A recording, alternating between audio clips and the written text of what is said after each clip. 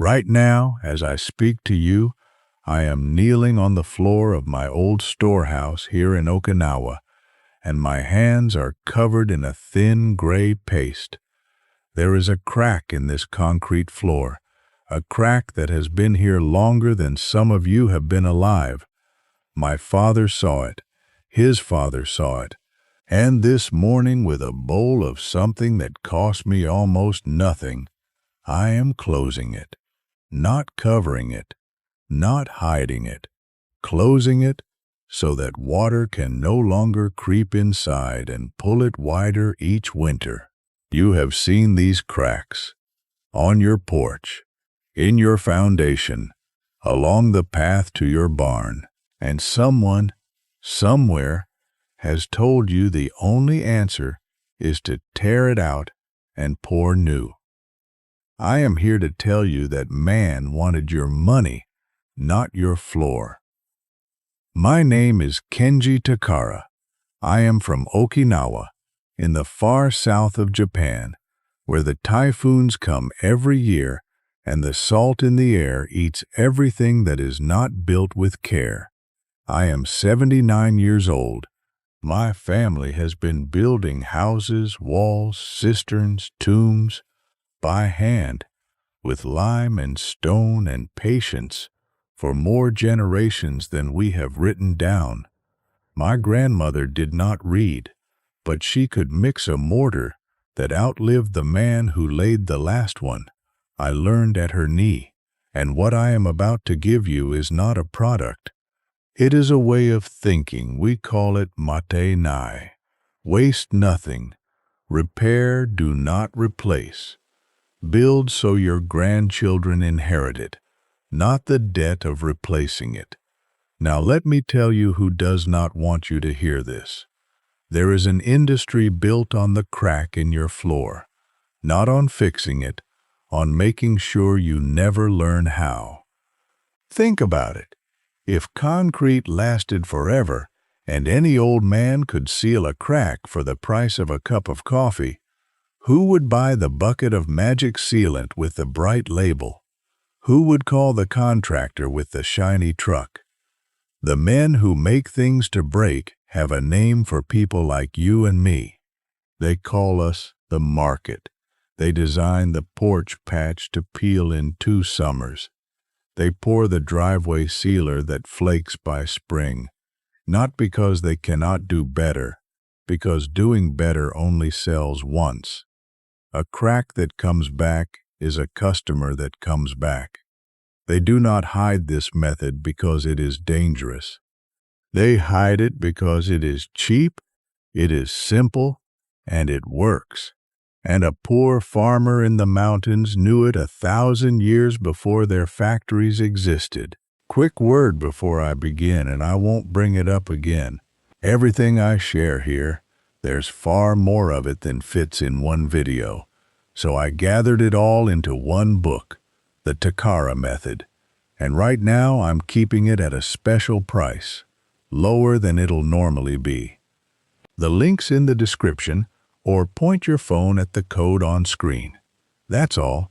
Now let me show you today's. So let me tell you what most people get wrong, because if you skip this, nothing I teach you will hold, and you will curse my name by autumn.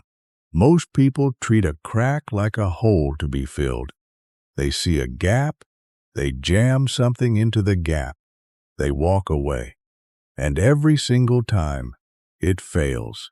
Do you know why? Because concrete moves. It breathes with the heat and the cold. It swells with water and shrinks when dry. When you jam a hard, stiff patch into a moving crack, the crack simply opens somewhere new, right along the edge of your patch. And now you have 2 cracks where you had 1. The filler you bought was harder than the concrete around it. That is the mistake. The repair must become part of the stone, chemically, not sit on top of it like a scab. It must be born from the same family as the concrete itself. And that is the secret hiding inside my little bowl of gray paste. It is not glue, It is not plastic. It is something that grows into the concrete and becomes concrete, using the very cracks and moisture that were destroying it. The Japanese word for the idea is close to self-healing, and the material costs about $1 for enough to seal many cracks. You already have most of it. You have walked past it in every hardware store, sitting cheap and ignored while the expensive buckets sold beside it. Here is what you need. Portland cement. Plain, gray, ordinary. The smallest bag, a few dollars, will last you years for this work. That is the heart of it. To that we will add a little fine sand for the wider cracks, and clean water. That is nearly all. The $1 portion is the pinch of cement a single crack actually drinks. The tools: a stiff wire brush, a cheap spray bottle of water, a putty knife or an old spoon, a bucket, your 2 hands. Nothing with a motor, nothing with a warranty. Now, step 1, and this is the step everyone rushes and everyone ruins. Before you mix anything, you must open the wound to clean it. I know, it sounds backwards. You want to seal the crack, and I am telling you to first make it worse. Take your wire brush and work it hard along the whole length of the crack, digging out every crumb of loose grit, every fleck of old failed patch, every bit of moss and dust. If the crack is very fine, like a hair, take the corner of a screwdriver or a can opener and deliberately widen and deepen it, just slightly, into a tiny V-shaped groove running down into the concrete. A clean, open groove, not a sealed hairline, is what holds. Brush it out until it is bare and gray and honest. Then comes the part the sealant companies pray you never discover. Before a single grain of cement touches that crack, you must do one thing with your spray bottle, one thing that decides whether this repair lasts 2 months or 200 years. Miss it, and the strongest cement in the world will crumble out of your crack by the first hard rain. Let me show you exactly what that is. Just wet it thoroughly, but not the way you think. Take your spray bottle of clean water and soak the crack and all the concrete around it. Then wait and watch. You will see the dry old concrete drink the water in and go dull again. Spray it a second time, and a third. Keep wetting it until the concrete no longer swallows the water instantly, until the surface stays damp and dark and the water sits for a moment before soaking in. This may take several minutes and several sprayings, especially on old, thirsty concrete that has been baking in the sun for years. Here is why this decides everything. Dry concrete is like a dry sponge. If you lay fresh, wet cement paste against bone-dry old concrete, the old concrete will instantly suck the water out of your fresh mix, the very water the new cement needs to cure and harden and bond. Rob it of that water and it turns to powder. It never becomes stone. It just sits there, gray and dead, and washes away. This single mistake is why almost every home concrete repair fails, and why people conclude patching never works and go call the expensive man. It was never the cement's fault. It was thirst. You must satisfy the old concrete's thirst first, so it leaves your new cement alone to do its work, damp, but with no puddles standing in the groove. Pour off any standing water, damp like a wrung-out cloth. Remember your grandmother wringing the cloth. That is the feeling. Now we mix, and here is where I will teach you 2 different bowls. because a crack is not always the same crack. For a fine crack, a hairline, a spider web, a crack you could not slide a coin into, you want what the old builders call cement milk, or slurry. In your bucket, put a few handfuls of plain Portland cement. Add water slowly, stirring with your stick, until it becomes like thick cream, like the batter for thin pancakes, like heavy paint. No sand at all for the finest cracks. The sand grains are too big to enter. This gray milk is thin enough to flow down into that little groove you cut and reach all the way to the bottom. For a wider crack, one as wide as a pencil or wider, you add sand. Roughly 1 part cement to 2 parts clean fine sand. Mix dry first, then water, added slowly until it becomes a stiff paste, like putty, like soft clay that holds its shape on the knife. The sand gives it body so it does not shrink and sink as it dries. A pure cement paste in a wide gap will crack again from its own shrinking. The sand is what stops that. This is not a small detail. It is the difference between a repair that holds and one that splits down the middle in a week. Mix only what you will use in the next half hour. Cement begins to set from the moment it meets water, and matainai means we do not waste it. So mix small, and mix again if you need more. My grandmother would strike me on the wrist if I mixed a big batch and let half go hard in the bucket. You are throwing away the mountain's gift, she would say. She meant the limestone. To her, cement was cousin to the coral lime we burned in the village kiln, and coral was sacred. You did not waste what the sea and the fire gave you. Now, the filling. For the fine crack and the cement milk, pour or brush the gray milk along the crack and work it in with your putty knife or an old stiff brush, pressing it down into the groove, back and forth, until the crack is full to the surface and will drink no more. Wipe the excess flat. For the wide crack and the stiff paste, press the paste firmly down into the groove with your knife, packing it hard. Do not lay it gently. Force it in so there are no hollow pockets of air hiding underneath. Fill it slightly proud, a little higher than the surface. Then scrape it level and smooth. Press. Do not just spread. Air pockets are little rooms where water will gather and freeze and break your work apart. And now the step that separates my repair from every failure you have ever seen, the step that the whole industry forgets on purpose. You are not finished when the crack is full. You are barely halfway. You must cure it slowly. Cement does not dry, it cures. It is a slow chemical marriage between the cement and the water, and it can take days, even weeks, to reach its true strength.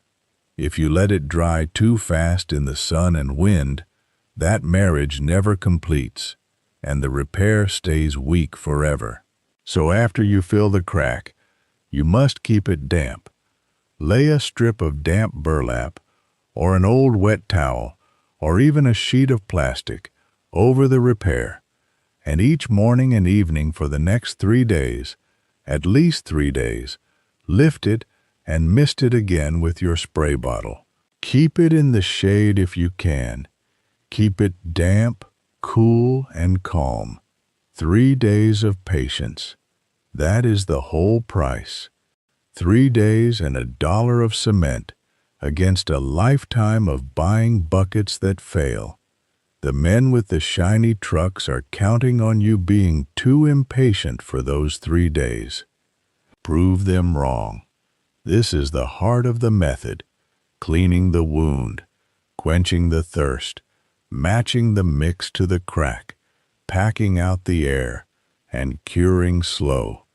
Do those 5 things, and that crack will not come back in your lifetime. Now let me give you the things most people overlook, the extra layers that turn a good repair into one that outlives you. The first, for any crack that will be walked on, driven on, or exposed to weather, add one more thing to your mix if you can find it. A small handful of hydrated lime, the plain builder's lime sold cheaply in a bag. Lime does something remarkable, and this is the true old Japanese secret, the thing that connects my little bowl to the walls of castles that have stood 500 years. Lime makes the mortar breathe, and more than that, it lets the repair heal itself. When a tiny new crack forms and rainwater seeps in, the unreacted lime inside reacts with the air and the water and grows fresh crystals, literally filling the small crack from the inside. This is the self-healing I spoke of. The old lime mortars of Japan and of Rome are still standing precisely because of this. Portland cement alone is strong but brittle. A pinch of lime makes it forgiving, and forgiving is what lasts. 1 part lime, 1 part cement, 6 parts sand for the old-style mortar, or simply a handful of lime added to your patch mix. It costs almost nothing. The second thing most people overlook, timing with the weather. Never do this work in the burning midday sun, and never when frost is coming that night. The best time is a cool, cloudy, still morning, or the evening. Heat steals your water, frost freezes it before it can cure, and shatters everything. My grandfather read the sky before he ever mixed a batch. He would wet his finger, hold it up, look at the clouds over the sea, and simply say, "Not today," and walk away. He was never wrong. The material is patient, so you must be patient too. Work with the day, not against it. The third, once the repair has cured for its 3 days and hardened for a week or 2, if it is a floor or a path or a foundation face, seal the whole surface, not just the crack, against water. And you do not need their expensive coating. A wash of the same thin cement milk brushed over the entire slab fills the surface pores. Or the truly old way, boiled linseed oil, thinned a little, wiped over dry cured concrete, soaks in and turns away water for years. Water is the true enemy of concrete. Every crack you have ever had began with water getting in, freezing, and levering the stone apart. Keep the water out, and the concrete outlives everyone. Let me tell you where all this comes from, because I want you to understand it is not a trick I invented. It is inheritance. In my village, when I was a boy, there were no hardware stores and no shiny trucks. There was the sea, which gave us coral. There was the kiln, where the men burned that coral and old shells into lime, white and hot and pure. And there were our grandmothers, who mixed that lime with sand and water and a little of the red clay from the hill, and with it they plastered the walls, set the stones of the pig pens, and sealed the great cisterns that caught the rain we drank. Nothing came from far away. Everything came from within a short walk of the house. I remember my grandmother's hands. They were cracked themselves, like the concrete, from a life of work, but they were never idle and never empty. She patched the same cistern wall her own grandmother had patched, with the same lime, in the same way, kneeling in the same spot. She used to say that a house is not built once. A house is built every day, a little, forever, by the people who love it. The typhoon would come and tear at the tiles, and the next morning, before she even made the tea, she would be up on the roof with her lime in her hands, giving back what the storm had taken. She did not see repair as a burden. She saw it as a conversation between her family and their home, going back and forth across the years. Matanai was not a rule to her. It was love. To waste something was to insult the people who made it and the earth that gave it. To repair it was to honor them. That cistern still stands. I drank from it as a boy. My grandchildren drink from it now. It has never once been replaced. It has only ever been repaired. $1 of lime and a morning of care at a time, for more than 100 years. That is what I am really trying to give you today, not how to fix a crack. How to belong to the things you own, instead of throwing them away and starting over, poorer each time. Because here is the bigger truth, and then I will let you go. Every time you repair something with your own 2 hands, you take a small piece of your life back from the men who want to sell it to you. You become a little more free, a person who can seal his own foundation, mend his own wall, keep his own home standing. That person does not lie awake in fear the way a person does who must pay a stranger for every small trouble.